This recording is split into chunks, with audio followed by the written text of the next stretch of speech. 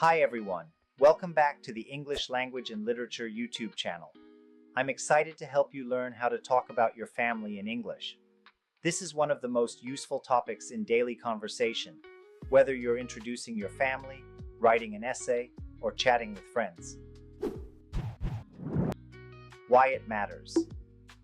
Knowing family vocabulary helps you sound more natural and confident. Today, we'll cover both basic and advanced terms, with real-life examples, visual aids, and tips to avoid common mistakes. Immediate family.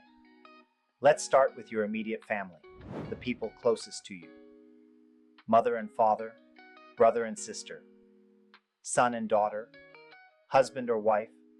For example, this is my brother, his name is Leo, or I have 2 daughters. Try saying that with me. Extended family. Now let's move beyond the basics into extended family. Grandparents. Aunt and uncle, cousins, nephew and niece. Example, my uncle is my dad's brother, my niece is my sister's daughter. Cultural tip. In some cultures, cousins are called brothers and sisters.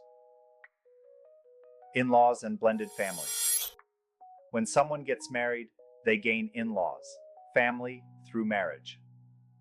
Mother-in-law, father-in-law, brother-in-law, sister-in-law, son-in-law, daughter-in-law. For example, my brother-in-law is married to my sister. Bonus, stepbrother, your step-parent's child, half-sister. You share one biological parent.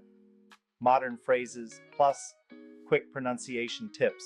In English today, many people use partner or significant other instead of husband or wife, especially in casual or professional situations. Pronunciation challenge. Try this. Daughter-in-law. It's long, but say it slowly. Daughter-in-law. And don't worry, these terms get easier with practice. Visual recap. Here's a full recap.